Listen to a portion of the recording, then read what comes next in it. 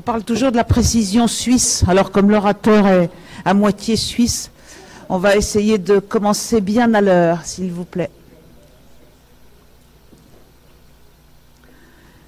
Bonjour à tous, j'espère que votre folle soirée dijonnaise s'est bien passée. Et je vais avoir le plaisir de donner la parole au docteur Rouault. Il vous expliquera lui-même plus complètement quelle est son activité aujourd'hui, mais nous l'avons connu comme Dijonnais, comme neurologue, comme homme de la mémoire et de la maladie d'Alzheimer. Et c'est pas un effet de langage que de dire que j'ai le plaisir de l'accueillir. Je crois que c'est l'homme qui m'a le plus appris sur ces maladies, pas tant comme forcément comme conférencier ou comme, mais simplement dans les échanges que nous avons eus. Il m'a certainement appris le plus de choses sur cette maladie. Je te remercie beaucoup d'être là ce matin et je te laisse la parole.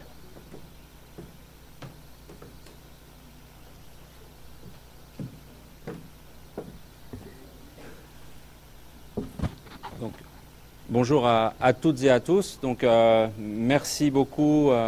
C'est vraiment un plaisir pour moi d'être ici aujourd'hui, d'être ici pour plusieurs raisons. La première, c'est bien sûr que dans l'assistance, il y a des personnes que j'affectionne et pour lesquelles j'ai une grande amitié. Bien sûr, un grand merci à France, à Jérémy, à Lionel pour l'organisation de cette conférence et de m'avoir invité, mais également d'avoir invité mes collègues de Lausanne avec qui j'ai aussi un grand plaisir de partager quelques informations sur Dijon et en particulier où se situe le stade Gaston Gérard. Et puis c'est évidemment un grand plaisir aussi de parler d'un sujet que j'affectionne et pour lequel en fait j'ai un intérêt depuis plusieurs années. Et effectivement, donc moi je suis neurologue, donc j'ai eu la responsabilité du CM2R donc au CHU de Dijon depuis 7 ans. Donc je travaille au centre Lénars de la mémoire à Lausanne avec des similarités sur le mode de fonctionnement, sur les interactions. Je parlais tout à l'heure sur la question de la multidisciplinarité et de l'intérêt d'intégrer au sein d'une équipe à la fois clinique mais translationnelle aussi sur la recherche des multiples compétences, que ce soit infirmière, neuropsychologue, psychologue, physiothérapie, donc c'est comme ça qu'on dit en Suisse pour les kinés. Donc le sujet d'aujourd'hui, ce que je voulais partager avec vous, et en écoutant aussi les présentations d'hier, c'est de porter à votre connaissance les éléments qui évoluent à une vitesse folle au niveau de la maladie d'Alzheimer et des connaissances donc, dans la définition de cette maladie, dans la représentation qu'on peut en avoir et sur le fait que, je dirais, l'étau se resserre. Alors avec une grande humilité par rapport à ça, évidemment, parce qu'il y a encore beaucoup de choses que l'on ne connaît pas. Mais c'est pour ça que j'ai intitulé la présentation « Repenser la maladie d'Alzheimer ». Bien sûr, dans sa compréhension, dans certaines de ses explications, je n'ai pas la prétention non plus de tout connaître, mais je vais essayer de partager avec vous certains grands points et certaines grandes étapes de l'évolution des connaissances sur le sujet. Et puis aussi, justement, par rapport à ce que j'entendais hier, par rapport à vos intérêts, c'est aussi on est dans une logique vraiment de médecine de précision dans cette maladie-là, d'une logique de personnalisation. Et je dirais qu'il y a des angles de tir, si je veux utiliser ce terme-là, il y a des fenêtres d'opportunité, c'est le terme que je vais utiliser, pour avoir certaines actions à des moments particuliers, chez des personnes particulières. Et c'est un peu ça que je veux échanger avec vous. La slide d'introduction, donc les montagnes, c'est pas juste pour évoquer la Suisse ou le Toblerone, c'est aussi pour dire, voilà, la vue se dégage, mais je dirais que comme en montagne, il faut quand même il y a un peu de danger, il faut faire attention, il y a une certaine humilité à avoir. On a l'impression que le sommet d'après, il est assez proche, mais finalement, il y a quand même quelques heures de marche pour y arriver. Et l'Alzheimer, on avance, la vue se dégage, on voit des choses, il y a des choses qui apparaissent. Est-ce que c'est près, est-ce que c'est loin ? C'est un peu ça, quoi. C'était cette volonté-là. Donc, bon, la maladie d'Alzheimer, là, je ne vais pas vous apprendre grand-chose, mais la maladie d'Alzheimer, elle tire son nom, et son nom est encore là depuis quasiment plus d'une centaine d'années, donc avec la description d'Alois Alzheimer. Et Alois Alzheimer avait décrit cette maladie en identifiant des lésions pathologiques dans le cerveau d'une personne qui n'était pas âgée, en tout cas, même en 1906, puisqu'elle avait 51 ans. et qu'à cette époque, après l'avoir autopsiée, compte tenu qu'elle manifestait des troubles comportementaux inhabituels et des troubles du langage et de la mémoire, avait décrit à l'occasion de la conférence, je crois 24-48 heures plus tard après l'autopsie, une maladie singulière de l'encéphale. Et à l'époque, la maladie d'Alzheimer, quand il y a des manifestations comportementales, on mettait un petit chiffon de chloroforme sur le visage de la personne pour atténuer certains de ses symptômes. Et c'est comme ça qu'Auguste Hadet a été traité symptomatiquement de la maladie d'Alzheimer. Donc aujourd'hui, il y a bien sûr beaucoup de choses qui ont changé, mais il y a des choses quand même qui découlent de ces observations et qui montrent justement, à partir de ces lésions, une évolution des connaissances sur leur interprétation. Donc, le grand message en fait de ma présentation, c'est ceci, c'est vraiment, je vais essayer de partager avec vous, c'est voilà, on évolue d'une maladie qui se subit à une maladie qui se détecte et qui peut se prévenir. Et ça, c'est le grand message. Encore une fois, vous êtes des soignants, vous entendez des informations sur cette maladie, mais la question d'une maladie accessible à la prévention, c'est pas juste un mot comme ça, c'est qu'on est en mesure de pouvoir le dire sur quand même un certain nombre d'arguments et un certain nombre de modalités d'action. Donc les 4 parties que je vais évoquer avec vous, c'est une partie sur sa compréhension, pour lesquelles il y a des choses qui ont été repensées, une partie sur son expression clinique, in vivo, et puis 2 parties que j'ai intitulées le champ des possibles et les inconnus résiduels, sur les dernières données et sur comment on doit voir les choses dans un futur assez proche, dans notre pratique, dans cet objectif d'être dans une logique de prévention. Alors on a parlé hier de prévention primaire, de prévention secondaire, de prévention tertiaire. Bien sûr que toutes ces situations nécessitent une prise en charge, un accompagnement et des modes d'action, mais ces modes d'action doivent être vraiment ciblés et spécifiques en fonction des besoins et des situations. Et un élément aussi qui est aujourd'hui un peu dans notre jargon de la maladie d'Alzheimer, puisqu'elle se développait, vous allez voir, et je vais beaucoup axer mes présentations sur la biologie, mais on est un peu aussi dans la logique du cancer. Avant, on disait, voilà, c'est un adénocarcinome du sein.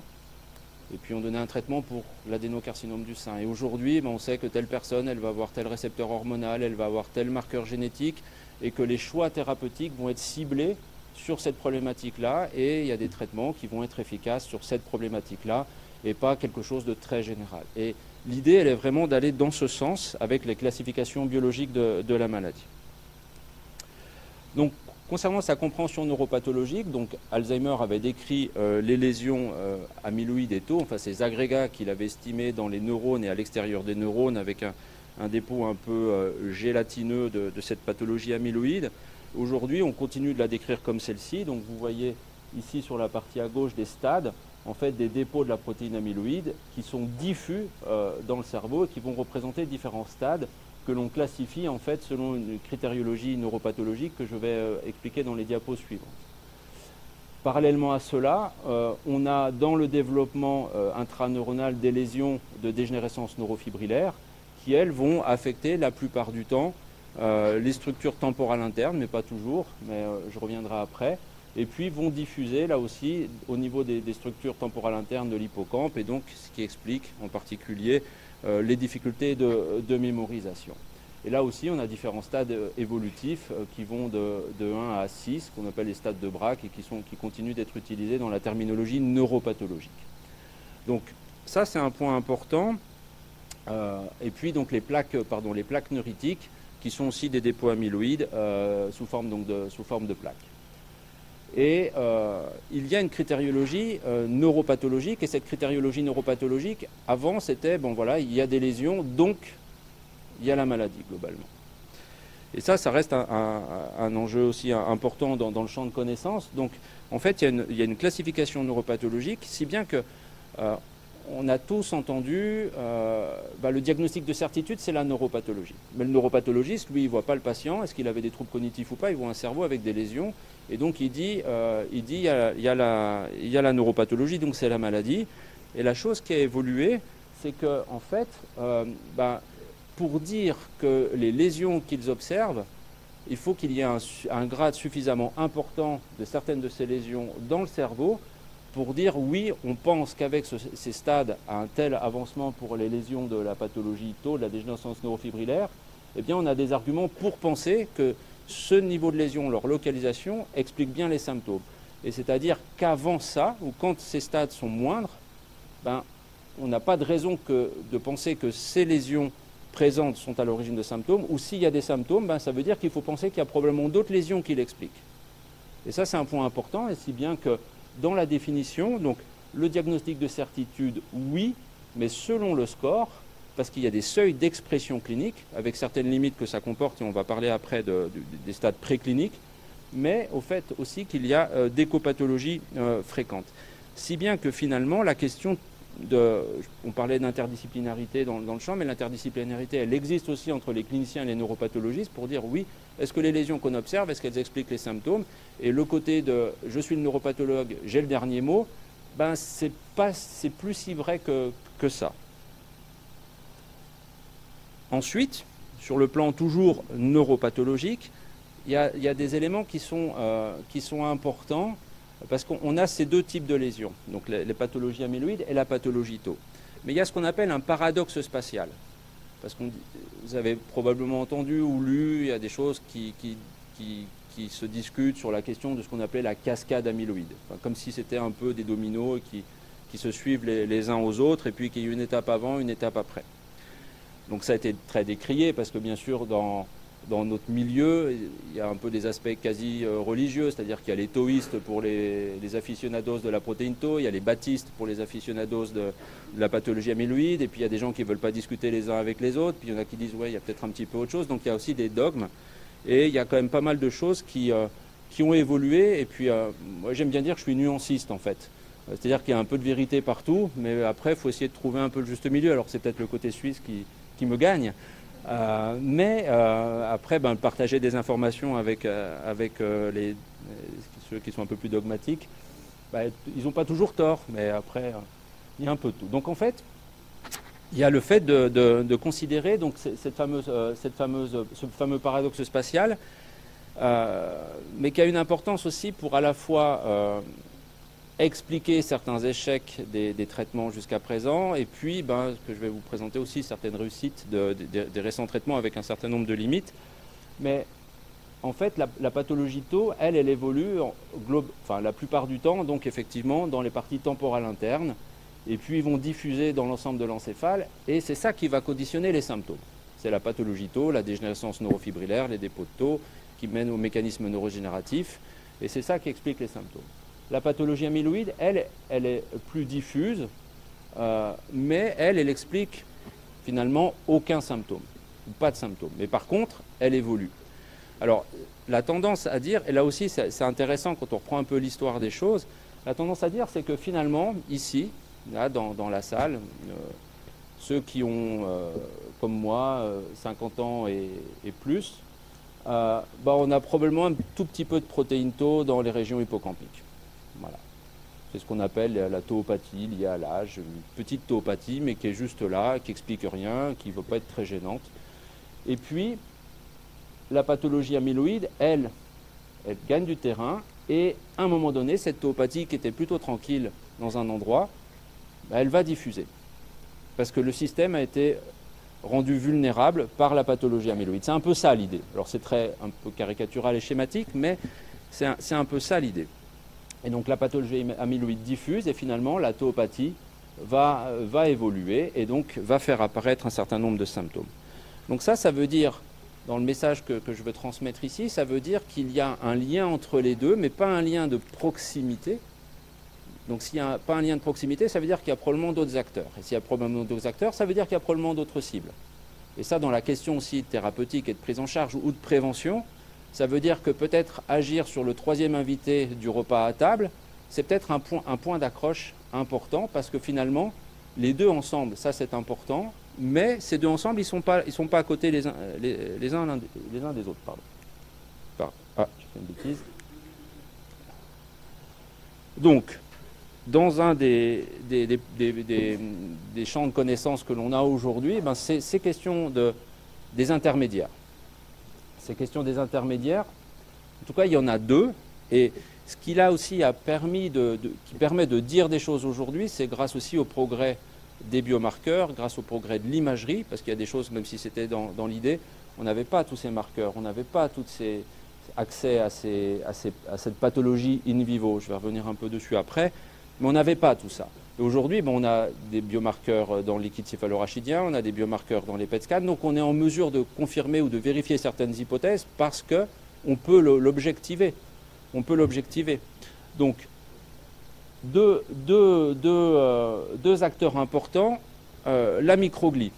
La microglie, c'est des cellules de l'immunité qui sont impliquées dans l'inflammation et donc l'immunité au niveau du cerveau. Donc, c'est 15% des cellules du cerveau.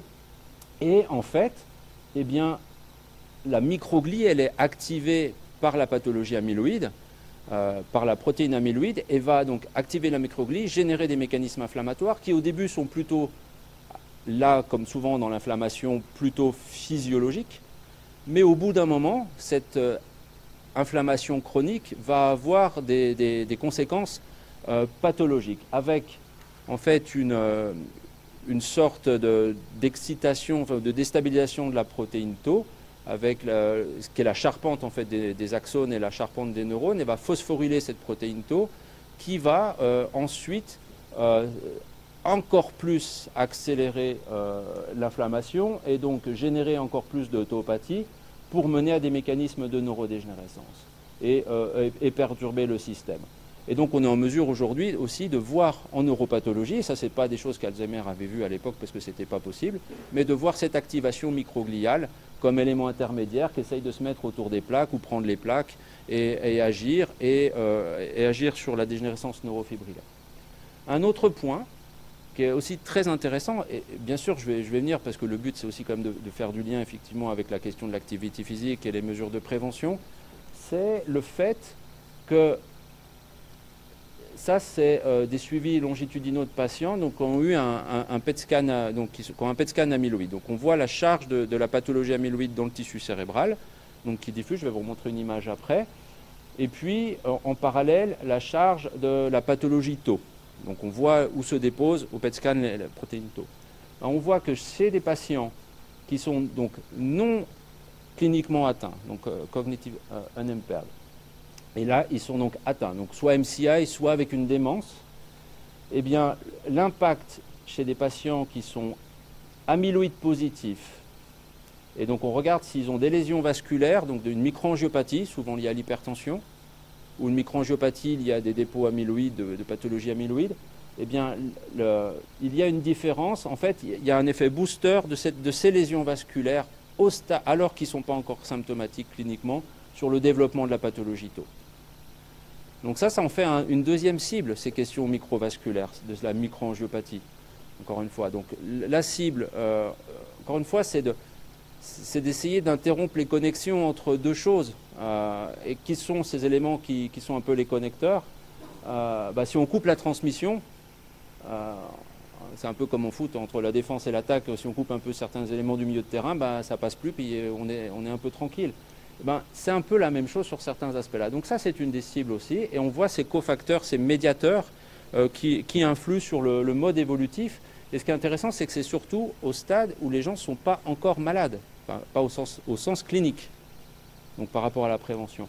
Il y a moins d'effets une fois que la maladie est apparue. D'accord ? Parce que quand la maladie apparaît cliniquement, les lésions de tauopathie sont déjà relativement importantes au niveau du parenchyme cérébral. Et justement, c'est la suite, c'est que un des éléments de conditionnement de la microglie et puis de cette tauopathie, c'est qu'à un moment donné, cette tauopathie, elle fait son chemin toute seule. Elle n'a plus besoin de personne et elle va continuer à contaminer les neurones par réseau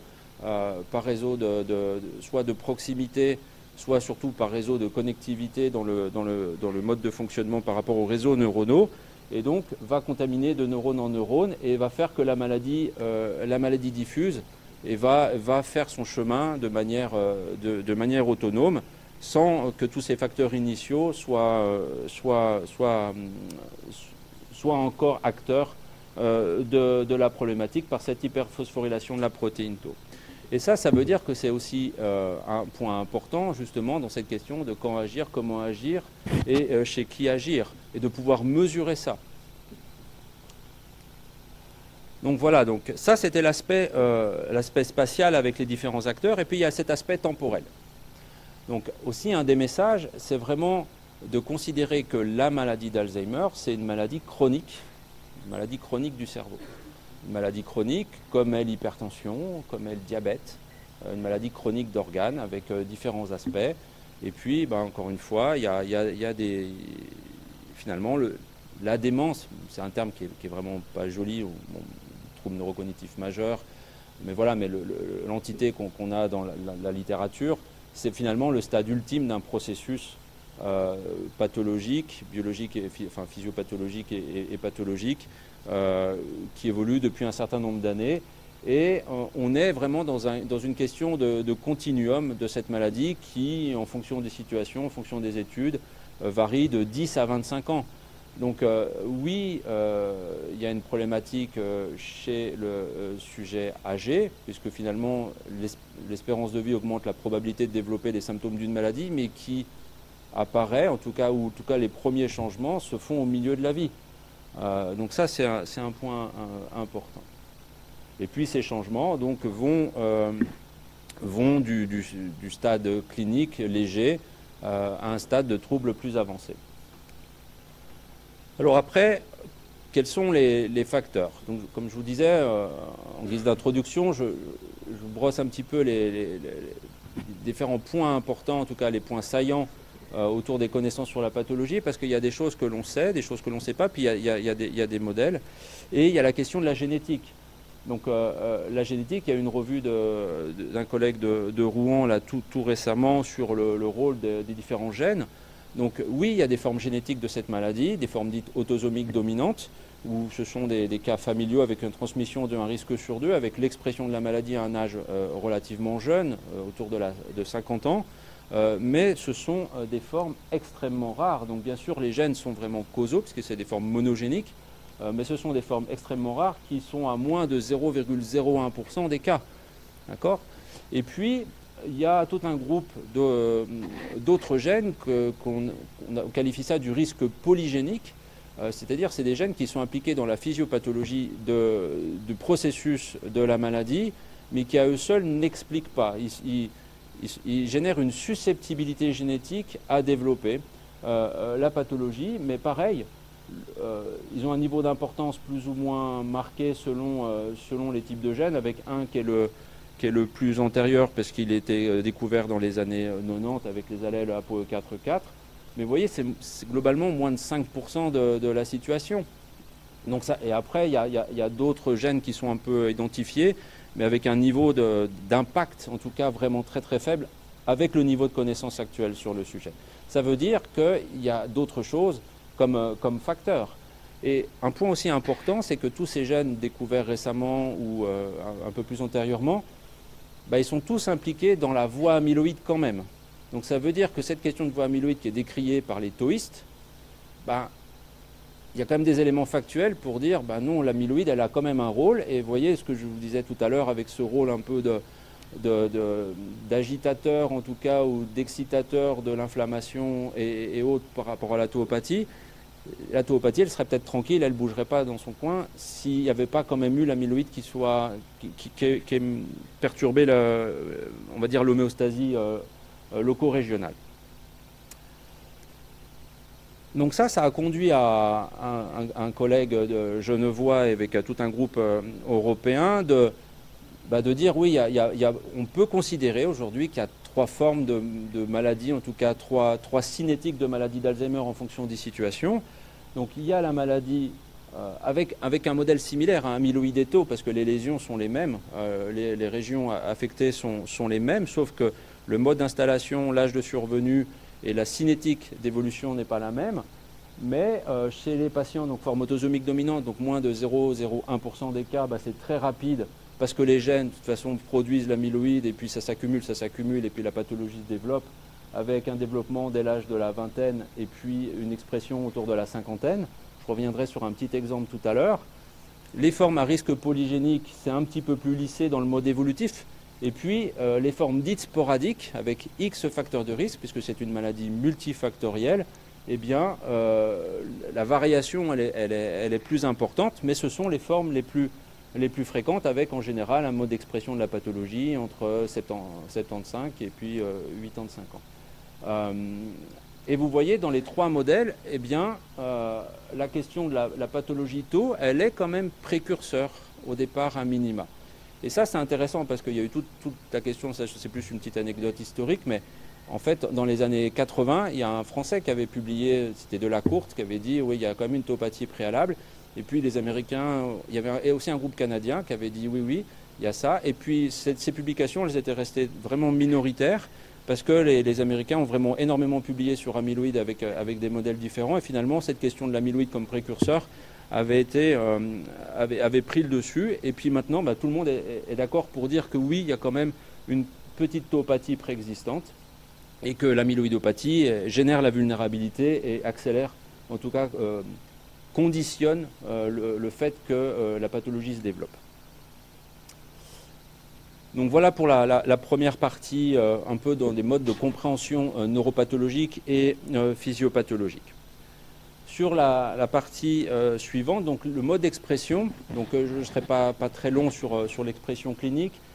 La maladie d'Alzheimer, quand elle s'exprime cliniquement, c'est-à-dire à son stade donc, clinique, bah, elle a des phénotypes. Le phénotype le plus connu, en tout cas, ou le plus canonique, c'est le trouble de la mémoire épisodique. Donc hier, on a parlé dans une présentation des troubles de mémoire épisodique avec l'atteinte hippocampique et temporale interne, donc avec des oublis, des répétitions, des difficultés dans la mémorisation contextuelle. Parce que justement, ce que je vous ai montré dans les images, l'hippocampe est affecté par ces lésions de neurodégénérescence. Et puis, ce qui a un peu changé, c'est qu'on admet, en tout cas maintenant, qu'il y a deux autres formes communes qui sont autant liées à la maladie d'Alzheimer que celles des troubles de mémoire. C'est les patients qui vont débuter avec des troubles langagiers, donc avec une anomie, un manque du mot, qui rentrent dans le cadre des aphasies progressives, donc ça c'est le cadre syndromique, avec en fait très schématiquement des patients qui ont des troubles de dénomination, donc des mots, et des troubles de la répétition, avec un effet sur la répétition des phrases longues notamment. Et puis une autre forme, que sont les formes avec des troubles gnosiques, des troubles visuels, où les personnes ont des problèmes pour identifier des objets, identifier des personnes, reconnaître, s'orienter, vraiment comme orienté spatialement, dans les stades les plus précurseurs de la pathologie. Et une des particularités, c'est que très très souvent, ces formes-là, les sujets, ce qu'on appelle les patients ont un insight vraiment conservé, ils se rendent compte de leurs troubles, ils sont vraiment gnosiques de leurs troubles, ce qui génère des phénomènes d'anxiété très importants par rapport aux difficultés qu'ils rencontrent. Donc ça, on va dire, c'est le cadre des symptômes une fois que la maladie s'exprime. Donc, une fois que la maladie s'exprime. Par contre, je reviens à mon propos initial et à ce qui va suivre aussi sur la question de la biologie, c'est de dire, quand il y a ces symptômes-là, est-ce que c'est vraiment une maladie d'Alzheimer? Donc, c'est pour ça que c'est vraiment très important de tenir compte que la définition aujourd'hui de la maladie d'Alzheimer, et quand on veut faire des recherches sur la maladie d'Alzheimer, si on veut être le plus précis possible sur cette question, c'est que la définition, elle est clinico-biologique. Elle ne peut pas être que clinique, même avec le plus grand des experts cliniques, de dire c'est la maladie d'Alzheimer, ça ne marche pas. Je vais vous donner un exemple. Il y a eu il y a quelque temps une étude avec un essai thérapeutique anti-amyloïde. Les critères d'inclusion, c'était des grands centres experts de la maladie d'Alzheimer. Quand il n'y avait pas de conditions biologiques dans les critères d'inclusion, quand ils ont fait par contre les analyses biologiques dans les suites, il y avait 36% des patients qui n'avaient pas en fait, des lésions de maladie d'Alzheimer. Donc ils ont essayé un médicament contre la protéine amyloïde chez des gens qui n'avaient pas de pathologie amyloïde. Et c'est une des raisons pour lesquelles, alors c'était pas parce qu'ils n'étaient pas compétents, c'est parce qu'à l'époque on ne savait pas définir les choses comme ça, et qu'on les définissait d'une certaine manière. Et donc ce qu'on peut dire aujourd'hui, c'est que dans ces formes dites amnésiques qui sont le modèle canonique, il y a 35% des patients qui finalement n'ont pas la maladie d'Alzheimer. Ils ont une autre maladie. Alors bien sûr, ils ont des troubles de mémoire, Ils ont une évolution aussi progressive, parfois plus lentement progressive, parfois ce problème-là arrive de manière plus âgée. On parle des late, maintenant des formes limbiques de TDP-43-pathie dans l'hippocampe qui miment cliniquement la maladie d'Alzheimer, mais qui n'est pas biologiquement une maladie d'Alzheimer. Donc ça veut dire que c'est le même symptôme, c'est le même cas, il y a une atrophie d'hippocampe, mais ce n'est pas ça. Donc ça veut dire que si on veut cibler avec des médicaments, ou si on veut dire on va avoir un mode d'action dans une thérapie non médicamenteuse sur quelque chose pour penser que ça va agir, ben on se trompe. Et puis, finalement, dans les deux autres formes qui étaient considérées dans les formes dites atypiques, ben, à peu près 20% des aphasies logopéniques ne sont pas des maladies d'Alzheimer, donc sont d'autres protéinopathies, d'autres anomalies de certaines protéines. Et finalement, celles qui sont le plus souvent vraiment des maladies d'Alzheimer, quand cliniquement on dit ça, c'est les atrophies postérieures. D'accord ? Donc ça, c'est aussi un point important dans l'appréhension des choses. Et ces critères clinico-biologiques, en fait, ils sont validés depuis 2018. C'est récent, au stade clinique. Hein. Mais aujourd'hui, on doit tenir compte de ça quand on veut faire une étude, quand on parle de maladie d'Alzheimer. Donc après, ces éléments cliniques, bah, comme je vous ai dit tout à l'heure dans la définition, là je vous le montre, je vous l'objective par l'image. Ça, c'est des PET scans qui permettent de visualiser les dépôts de protéines tau, comme si on les voyait au microscope, mais là on les voit in vivo chez des patients vivants. Donc là, ce sont des patients qui ont une atrophie corticale postérieure, donc les dépôts de protéines tau sont dans les régions postérieures, mais pas ailleurs. Là, c'est des patients qui ont des troubles du langage, et donc les dépôts sont dans les deux régions temporales prédominant dans la région gauche. Et puis, dans les troubles de mémoire, sur une coupe coronale, ben, les dépôts de protéines tau sont dans les régions hippocampiques.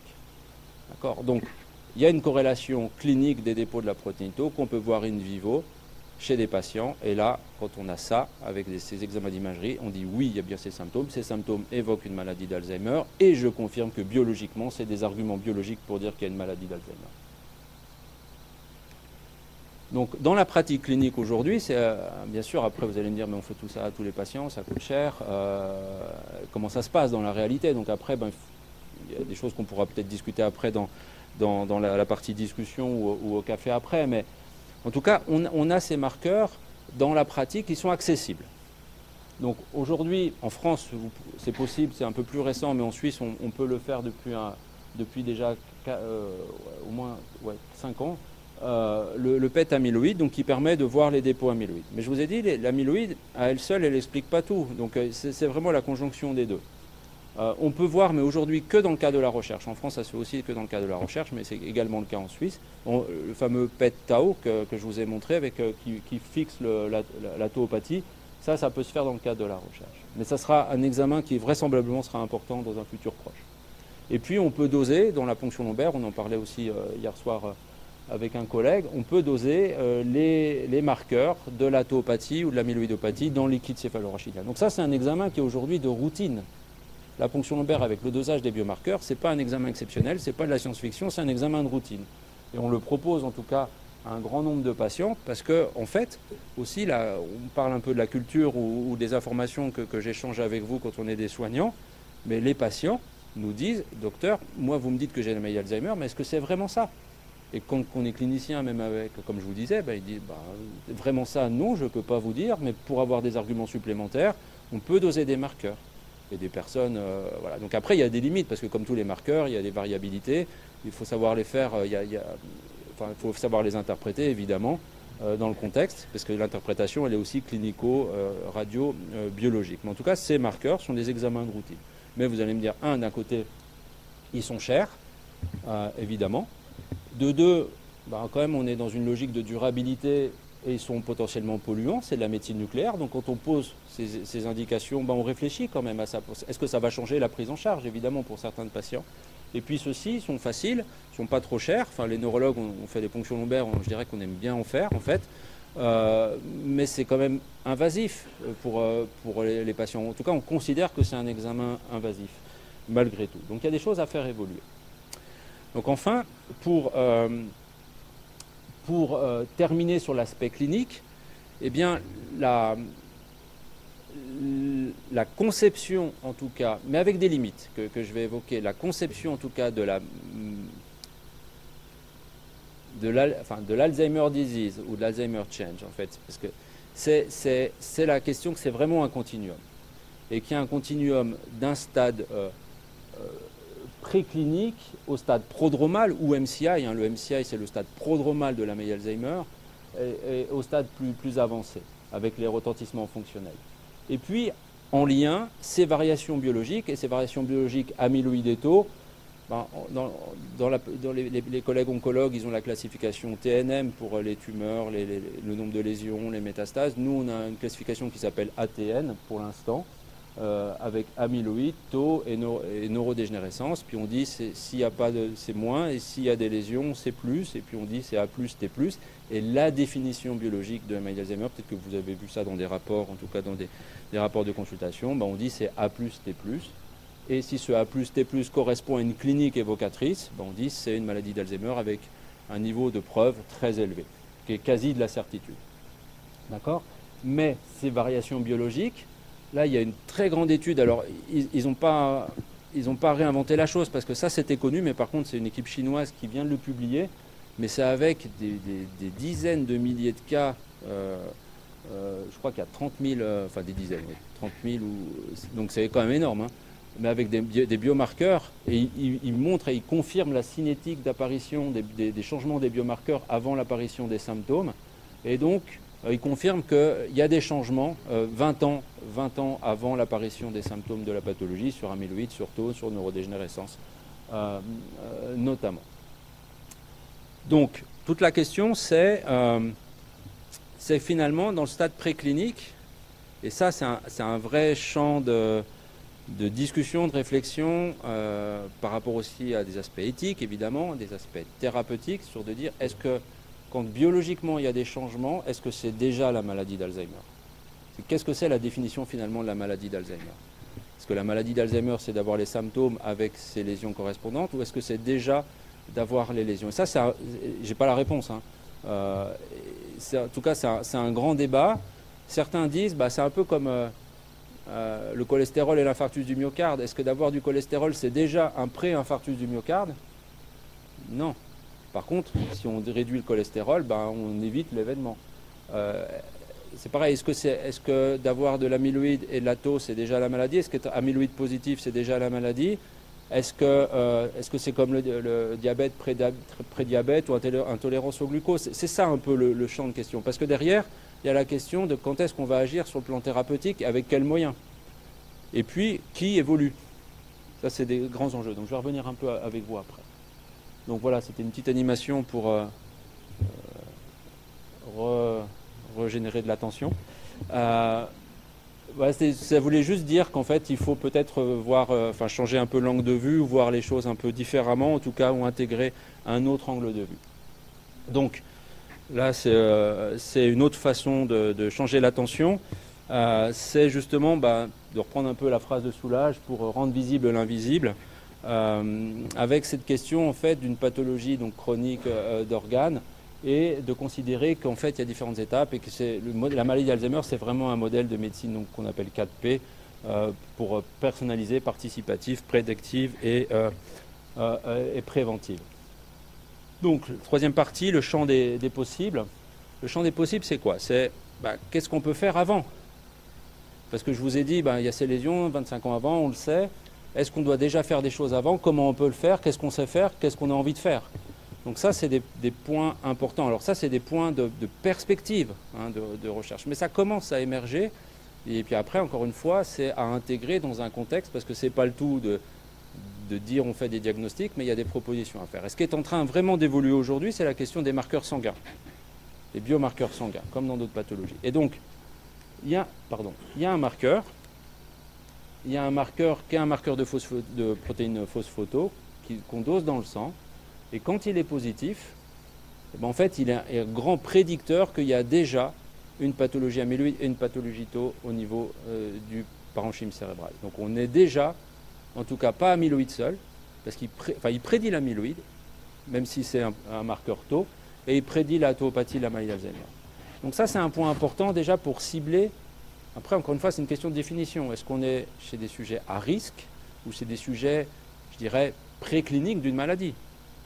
Ce qui est un peu différent. Encore une fois, donc, il n'y a pas la réponse, mais c'est un champ, en tout cas aujourd'hui, vraiment de discussion et de débat, parce qu'on est encore une fois sur des processus de pathologie d'évolution lente et sur un temps long. Et pour faire certaines études, soit on décide de suivre les gens très très longtemps, mais ça a un coût, soit on trouve des moyens pour extrapoler ou pour connaître, identifier certains parcours. Et ça va être un point important. Et là, pas plus tard qu'il y a, on est donc vendredi, lundi, les memory cliniques des Royaumes-Unis, ils ont beaucoup de problèmes d'accès PET scan parce qu'ils ont moins de moyens, en fait ils en ont de moins en moins au NHS et à l'IRM. Et en fait il y a une grande campagne dans les centres mémoire de doser les marqueurs sanguins du phosphoto pour mieux cibler à qui on va faire des examens complémentaires. Et ils le font, ils ont décidé de faire ça parce que c'est moins cher de faire une prise de sang, c'est moins invasif. Ils ont décidé de faire ça, alors ça reste de la recherche, mais pour mieux cibler à qui ils vont faire les examens complémentaires. Autre aspect, et ça c'est vraiment la révolution, et c'est ce qui fait aussi changer les choses, c'est l'aspect thérapeutique. Vous avez entendu, c'est médiatisé. Eh bien, pour la première fois en 2023, il y a eu une communication et une deuxième communication il n'y a pas très longtemps sur 2 médicaments anti-amyloïdes qui ont eu pour la première fois un effet clinique par rapport aux outcomes qui étaient envisagés. Donc, toute la question, c'est pareil, c'était des patients à des stades légers, c'est un effet, ça réduit la perte, le déclin de 34%. Donc, il y a une différence par rapport au placebo. Toute la question, c'est de savoir si c'est vraiment un effet qui va être disease modifier. Est-ce qu'il va vraiment, avec le temps, écarter avec le groupe placebo? Est-ce qu'il va rester de manière symptomatique avec un effet parallèle finalement? Et ça, c'est très difficile à dire parce que la méthodologie de l'étude ne le dit pas. C'est un stade débutant, c'est très long à évoluer. Il y a un suivi sur 18 mois, mais il y a un effet clinique et c'est la première fois qu'il y avait un effet clinique qui était montré, et il y a des effets sur les biomarqueurs. Donc c'est pour ça que la FDA a accéléré les choses, et là l'IMA pour l'Europe est en train d'instruire le dossier. Enfin là ils ont juste quelques questions administratives et de conflits d'intérêts à vraiment statuer. Là, pour la Suisse, c'est la Swiss Memory Clinics, donc avec une réponse attendue en fin d'année. Ce médicament est déjà disponible aux USA depuis juillet 2023, au Japon depuis septembre, en Israël aussi depuis la fin d'année, et en Chine. Donc voilà, donc après ce sera pour certains types de patients, enfin je vais pas préciser les choses, mais en tout cas c'est intéressant, en tout cas c'est sur des profils de patients particuliers. Et puis il y a un deuxième médicament qui est en cours d'instruction pareil à la FDA, et en fait ce qui est intéressant c'est qu'il a un effet aussi clinique, peut-être un peu même meilleur que l'autre, surtout l'effet perdure après l'arrêt. Et ça c'est un point important, mais le point très important, c'est qu'en fait, c'est qu'il a un effet notamment chez les gens qui ont un niveau de protéine tau peu important, c'est-à-dire intermédiaire. C'est-à-dire que quand il y avait déjà trop de lésions de tauopathie, il n'y a plus d'effet.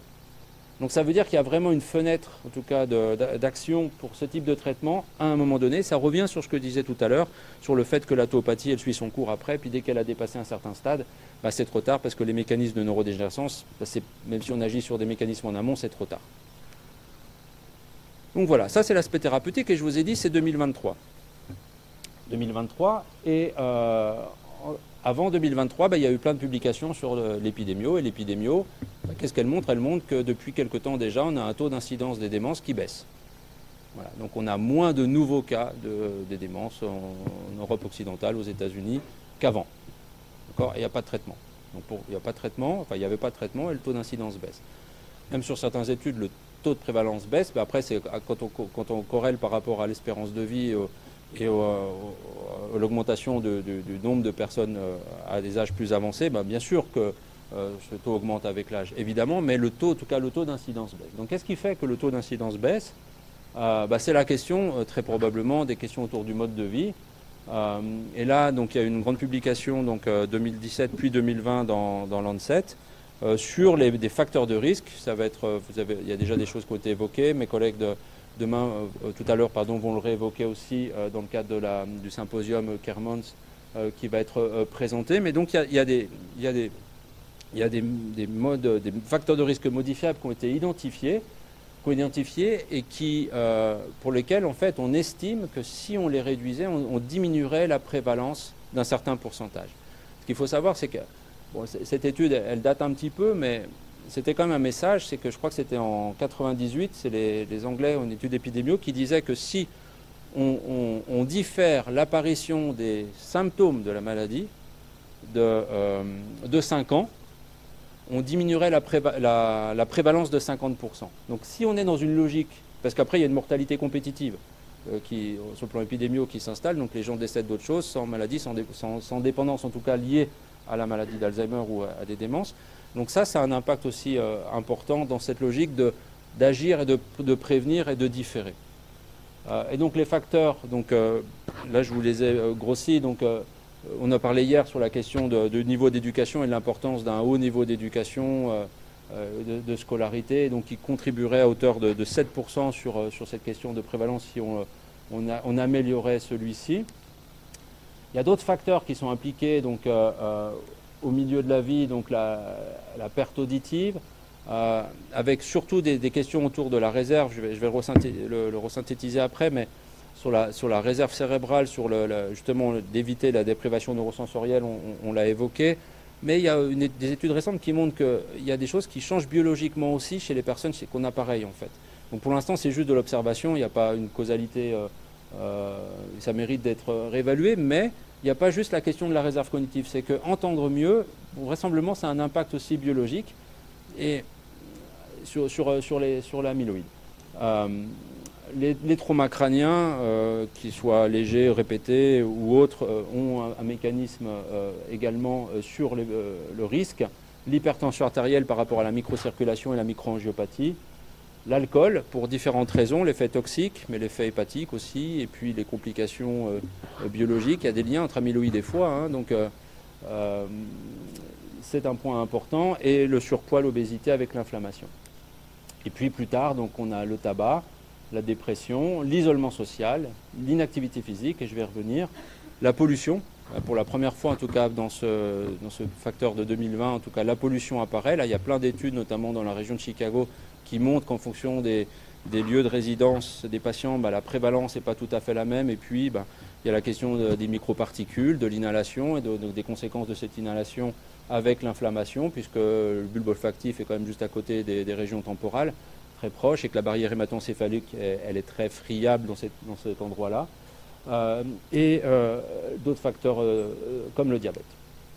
Donc la synthèse c'est celle-ci, c'est qu'il y a des facteurs qui sont impliqués sur la biologie, c'est pour ça que j'ai passé beaucoup de temps sur la biologie, pour dire aussi que ça c'est un élément factuel, et que ces facteurs donc, ont ce rôle-là, plus les facteurs sur le fait d'agir sur les capacités de réserve, de compensation, et donc de favoriser cette réserve cognitive. Et vous voyez, la question de l'activité physique, elle est sur les deux. Elle est sur les deux, donc à la fois réserve et sur la physiopathologie. Donc là, je fais un petit focus sur les quelques éléments en lien avec la biologie. Et justement, il y a une étude qui a fait le parallèle avec ce fameux gène qui prédispose à la physiopathologie de la maladie et qui agit sur différentes étapes. Et donc les mécanismes d'inflammation, la dysfonction mitochondriale, donc ça c'est des choses que vous savez très bien dans le domaine de l'activité physique et de la physiologie, sur la résistance à l'insuline, les aspects microvasculaires. Et vous voyez, ApoE4 joue là-dessus. Et ApoE4, c'était un facteur de susceptibilité. Eh bien, l'activité physique donc, agit favorablement sur ces différents facteurs. Et donc, une des conséquences, c'est d'agir sur la pathologie amyloïde. Et ça, il y a des choses qui le démontrent. Et donc, indirectement, d'agir sur la pathologie tau. Et en parallèle, d'agir sur ces questions autour de la réserve cognitive, des mécanismes de compensation, avec notamment la neurogénèse et la neurogénèse hippocampique. Et il y a la neurogénèse hippocampique quel que soit l'âge, même quand on est à un âge avancé. Et donc de contribuer à ce bon fonctionnement cérébral et de réduire en tout cas les étapes de cette physiopathologie de la maladie. Autre point, donc ça c'est une étude qui a 15 jours. Donc ça mérite qu'il y en ait d'autres évidemment, mais je le mets quand même, c'est qu'il y a une étude, parce qu'on a participé pour quelques personnes, en fait ce n'étaient pas des patients, c'était des participants à Lausanne, c'est une cohorte qui est européenne, qui s'appelle IPAD, et en fait c'est des personnes qui ont une plainte cognitive, qui n'ont pas de troubles, et puis qui ont accepté qu'on leur fasse des ponctions lombaires, des marqueurs sanguins et autres, et puis de voir en fait, les suivent. Donc, c'est donc à l'échelle européenne, c'est les Écossais qui leadaient l'étude. Et en fait, ce qui a été montré, c'est que chez des patients donc, qui sont cognitivement sains, donc qui sont, voilà, enfin cognitivement sains, après on discutera la question de la plainte de mémoire, il y a quand même une plainte subjective, il n'y avait pas de trouble objectif. Mais en tout cas, il y a des relations statistiquement significatives entre le fait qu'ils sont en inactivité physique et pour l'obésité, avec des niveaux de taux dans le liquide céphalorachidien plus élevés. D'accord ? Donc, parce que le but, c'était d'identifier des patients à risque de développer des troubles. Donc ça, c'est un point d'observation sur ce profil de patient-là qui, encore une fois, n'était pas atteint. Donc tout à l'heure, je vous ai montré la question sur la physiopathologie avec amyloïde et un lien indirect avec taux. Et là, en tout cas, il n'y avait pas de lien avec l'amyloïde de démontrer, mais en tout cas avec le niveau de tauopathie. Autre aspect, et ça c'est intéressant, c'est la question des formes génétiques de maladie d'Alzheimer, donc des formes autosomiques dominantes. Donc ça, ce sont des personnes qui sont porteurs de gènes et qui vont développer la maladie, parce qu'ils sont porteurs. Ils sont porteurs d'une mutation, elle est autosomique dominante, ils vont développer. Eh bien, dans ces groupes de personnes qui étaient apparentées à des patients, donc il y a eu des estimations donc c'était 224 patients, sujets présymptomatiques, certains étaient symptomatiques, mais certains étaient présymptomatiques, en tout cas sur des stades légers. Donc porteurs d'une mutation génétique, donc eux ils sont programmés pour développer. Ils sont programmés pour développer la maladie en fait ils déclarent dans les 12 mois qui précèdent leur niveau d'activité physique. Eh bien, ce qu'on voit, c'est qu'ils ont des niveaux, ceux qui n'ont pas une faible activité physique par rapport aux recommandations OMS, ont des niveaux de tauopathie plus élevés et d'amyloïdopathie plus basse, donc déjà des marqueurs de maladie. Et puis par rapport à une estimation de suivi par rapport à l'âge de survenue de la maladie, parce que l'âge de survenue de la maladie estimé est celui de leurs parents, parce que globalement quand on est porteur du gène, on développe la maladie au même âge que son père ou que sa mère qui était malade. Eh bien le fait de déclarer avoir une activité physique régulière respectant les consignes de l'OMS fait en tout cas extrapoler à un délai d'apparition des troubles cognitifs installés jusqu'à 15 ans plus tard. D'accord ? Donc il y a un effet, en tout cas retardateur, en tout cas dans cette étude, chez des patients qui sont programmés pour développer selon cette estimation. Autre aspect, et ça fait le lien avec ce que je voulais vous dire sur la composante inflammatoire tout à l'heure. Là, il y a des études récentes de biologie et maintenant, donc, on dose l'activité on mesure l'activité microgliale au niveau des régions hippocampiques. Et donc là, c'est une étude toute récente aussi qui a regardé, donc c'est des patients qui ont fait l'étude à Chicago de la MAP du groupe de Rush, et donc qui ont été suivis pendant une période. Donc là, avec la neuropatho, il y a un peu moins de 200 patients et qui sont décédés, puis ont accepté de donner leur cerveau. Et donc ils étaient suivis cognitivement avec des paramètres biologiques, des paramètres cliniques. Eh bien, en fait, l'activité microgliale donc, est à l'origine du déclin cognitif de manière directe, même avec des taux de protéines tau plus faibles ou d'une autre protéine que j'ai évoquée tout à l'heure pour les formes plus âgées de TDP. Il y a un effet quand il y a les deux, mais il y a un effet direct, donc cette activité inflammatoire. Alors il faut qu'il y ait les deux puisqu'ils avaient des lésions, mais tous n'avaient pas de lésions parce que seuls 60% étaient avec une maladie d'Alzheimer au sens histopathologique des choses. Donc ça, c'était un premier point. Et le deuxième point, c'est dans ce même sous-groupe, il y avait une partie des participants, enfin des patients de l'étude, donc qui faisaient l'étude avec l'actimétrie, et donc étaient renseignés, qui étaient suivis depuis 2005. L'étude, elle a été publiée en 2022. Et on a regardé en fait le taux d'activité physique par ces mesures d'accéléromètre et d'actimétrie pour lesquelles ils participaient. Donc chaque année, à chaque évaluation, il y avait une évaluation sur 10 jours consécutifs, 24h24, et puis on regardait l'activité physique sur cette période et c'était quantifié. Et ce qu'on voit en fait chez des patients qui avaient des lésions de pathologie Alzheimer, donc amyloïde et tau, on regardait en outcome, en neuropathologie, l'intégrité des synapses, et puis aussi cognitivement, les performances cognitives.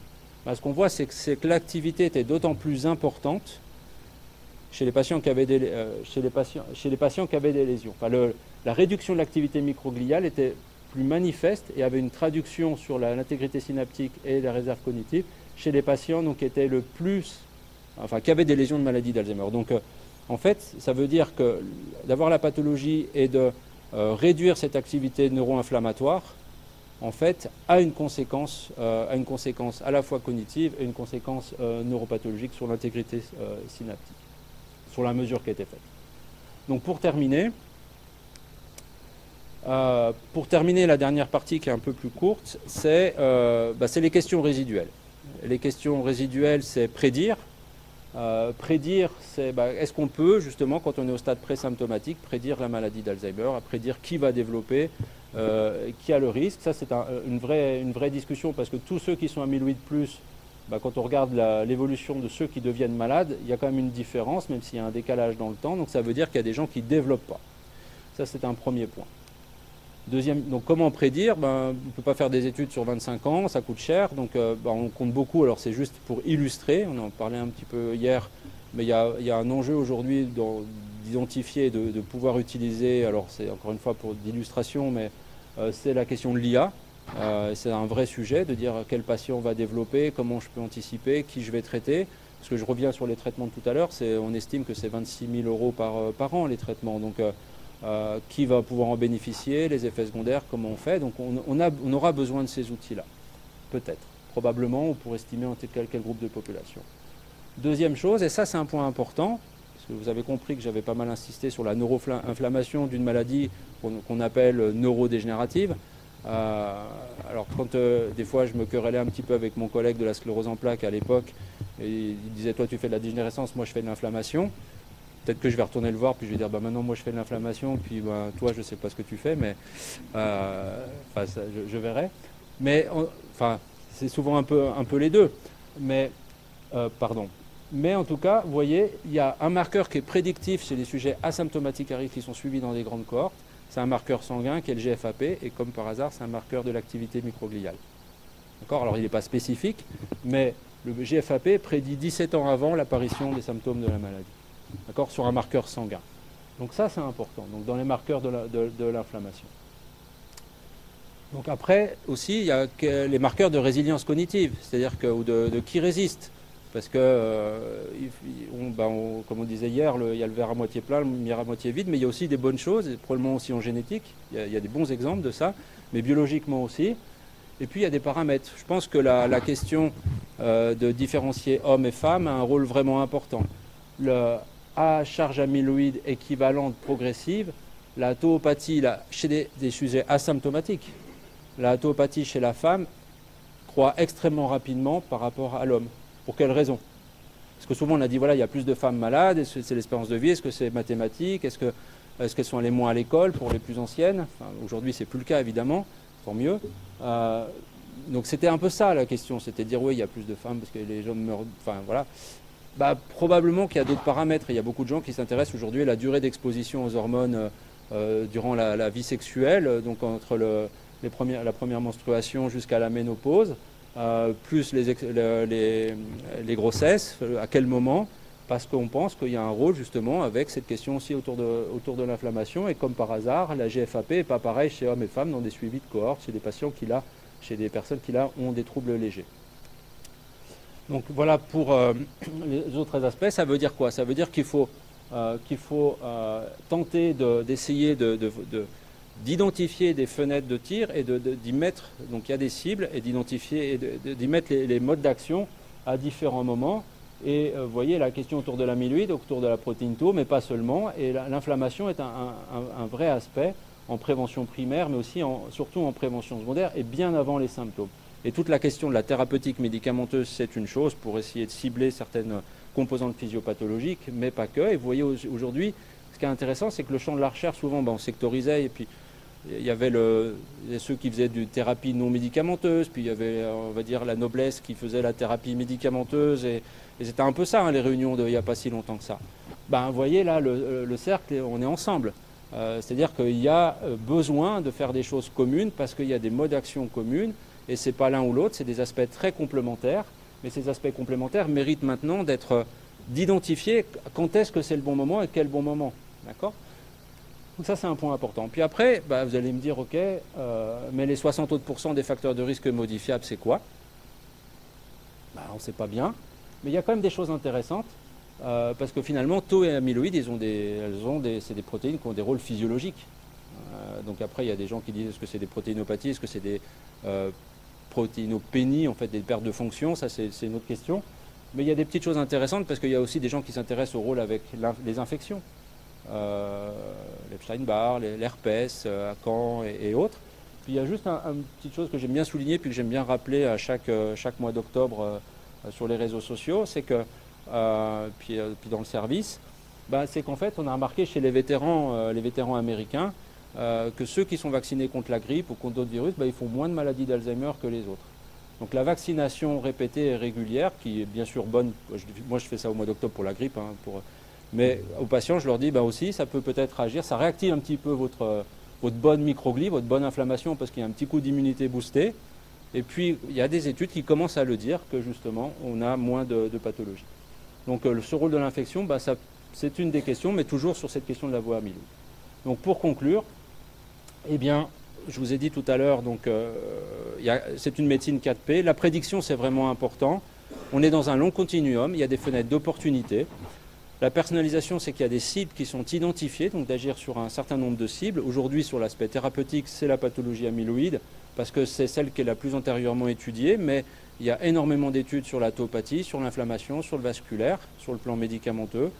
La prévention, bah, j'espère que de toute façon vous étiez déjà convaincu avant, donc c'est pas compliqué, mais ces actions de prévention, elles ont une traduction biologique, en tout cas dans la maladie, sur des profils particuliers à des moments donnés.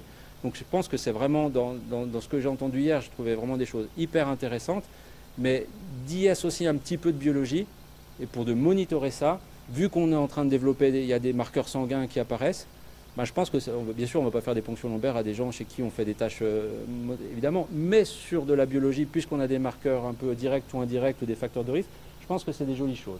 Et puis le côté participatif, j'étais très heureux d'entendre tout ce que j'ai entendu hier par les collègues politique, parce que non seulement on est des questions de santé publique, enfin toutes les personnes qui sont là, qui sont déjà investies depuis un certain nombre d'années le savent très bien, j'en fais partie, et puis le côté effectivement d'informer le public, de l'éduquer, et on a commencé aussi à faire des choses dans les lycées, il faut aller aussi chez les jeunes, parce que les jeunes c'est les ambassadeurs, puis c'est les futurs chercheurs et les futurs médecins, puis les citoyens, tout court. Donc je pense qu'il y a vraiment une logique aussi d'éducation, l'activité du sport, ça vous le faites. Et puis l'ANSET a publié, pas plus tard qu'il y a 15 jours, je crois, donc le fait qu'aujourd'hui les maladies neurologiques sont les problèmes de santé numéro 1 dans le monde. Et c'est plus ni le cancer, ni les pathologies cardiovasculaires. Donc c'est un élément important, et ce côté brain health, c'est vraiment un point important, et on est tous des acteurs de ça, et on est tous des ambassadeurs de ça. Donc, et cette question de la maladie d'Alzheimer est une maladie qui se prévient. Et donc il y a différentes étapes, différents moments, et c'est ce que je voulais un peu partager avec vous. Donc je vous remercie beaucoup.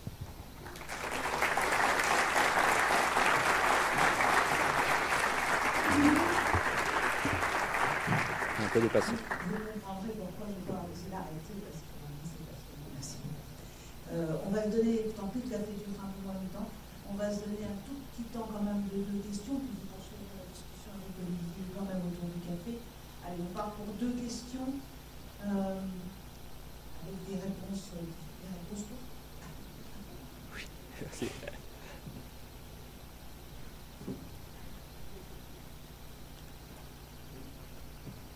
Je lance pendant que vous faites tourner votre cerveau.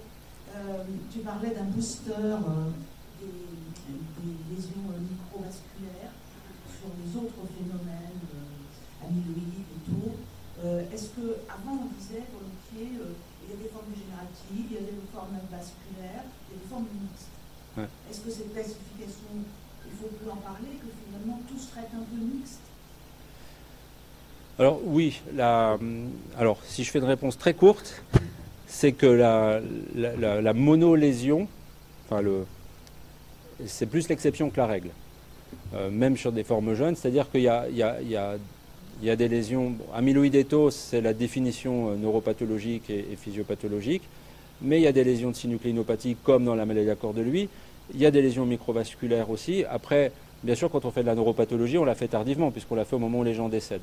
mais même dans des formes génétiques autosomiques dominantes de malades jeunes qui décèdent malheureusement avant 60 ans pour certains, bien, il y a aussi ce type de lésion. Donc après, c'est la question de quelle est la charge lésionnelle. Mais en tout cas, on peut penser que ces lésions, elles interagissent quand même entre elles. Maintenant, sur la définition, effectivement, il y a quand même une mixité qui est encore une fois quasiment constante.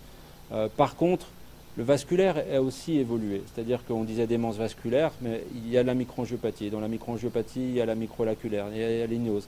Il y a différents facteurs. Et puis un autre point, ça c'est des équipes anglaises qui le montrent. Souvent on dit, ça c'est nous les cliniciens, quand on voit des patients avec des lésions de substances blanches, on dit c'est vasculaire. Mais en fait, quand ils font de la neuropatho derrière, ces images qui apparaissent comme vasculaires, pour un grand nombre, sont aussi des lésions de neurodégénérescence en fait, et pas vasculaires. Mais elles ont à l'image un aspect vasculaire, donc on appelle ça microangiopathie. Merci Olivier pour la très belle conférence. Une question donc, sur le côté activité physique, changement des habitudes de vie. Il me semble savoir, mais je ne suis pas spécialiste de la question, il y a eu des essais cliniques, je crois, qui englobent différentes interventions, notamment Ouais. Je me demandais, est-ce que ces essais montrent une efficacité déjà globalement, et s'il y en a une, est-ce que cette efficacité, on la retrouve à la fois sur les marqueurs biologiques, sur les autres cliniques? En fait, le message en fait, de toutes ces interventions, de ces études avec intervention, c'est souvent des approches combinées qui sont plus efficaces que l'approche isolée d'une stimulation cognitive ou physique ou autre. Après, d'ailleurs à Dijon, à Champmaillot, on a participé à l'époque et puis à l'étude MAPT, donc des Toulousains. Et en fait, on montrait justement entre la sorte de psychoéducation, le mode de vie, et puis de faire une activité physique avec des groupes particuliers, qui a eu un effet. Enfin, il n'y a pas eu un effet global, mais par contre, il y a eu un effet chez des patients parce qu'en plus, il y avait un apport de DHEA, parce qu'il y avait un lien avec l'industrie pour cette étude-là. L'effet, en fait, a surtout été marqué chez ceux qui avaient une carence en DHEA, mais qu'on ne savait pas au départ. Donc, je reviens sur la question de l'activité physique. Par contre, après, sur des études comme Finger ou pour d'autres études, on montre des effets, mais souvent quand l'approche est combinée avec d'autres. Mais en approche isolée, il y a moins d'effets. Enfin, ça dépend quel est l'outcome, en fait, si c'est comme on disait hier. Ouais. On a déjà assez de recul pour savoir s'il y a des effets sur les marqueurs biologiques qui seront un peu plus récents. C'est ce que j'ai essayé de regarder. Beaucoup de problème, c'est qu'il y a pas mal d'études qui sont bien sûr de très bonne qualité et autres, mais c'est sur les critères d'inclusion qu'on faisait auparavant. Donc tous n'ont pas eu des biomarqueurs ou autres, mais il y a des études en cours justement sur savoir comment varient les paramètres biologiques. Là, ça a été fait avec derrière la neuropathologie parce que c'est des patients, des participants de Chicago, là, de Rush. Mais à ma connaissance, sur des données biologiques de Finger, je ne sais pas, Andrea, tu sais toi s'il y a eu des données biologiques dans ces groupes-là avec les nouveaux biomarqueurs? Je ne crois pas. En tout cas, je n'ai pas connaissance qu'il y en a. Mais en tout cas, je pense qu'aujourd'hui, toutes les études qui envisagent ça et qui sont peut-être aussi en cours intègrent ces marqueurs-là dans un monitoring biologique parallèle, en tout cas.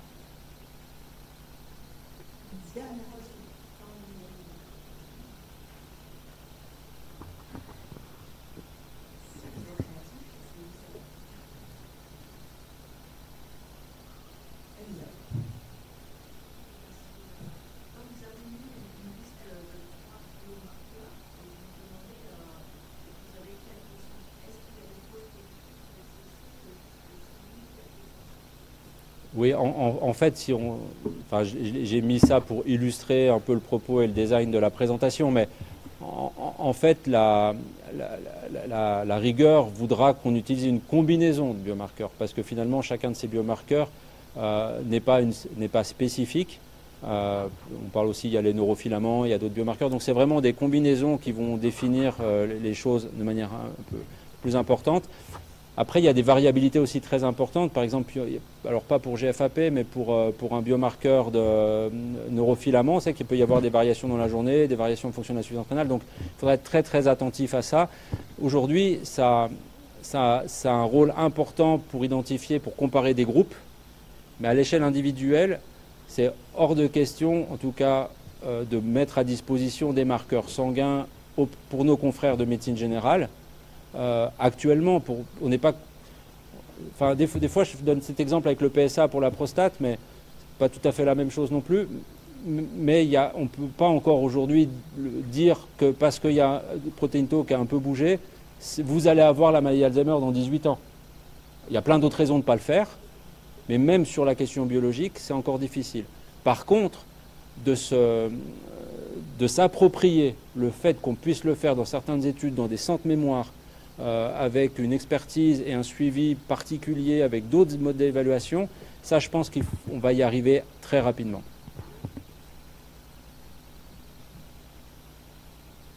Cette fois, on va aller à la pause parce que sinon Lionel va nous discuter. Merci encore beaucoup. Merci.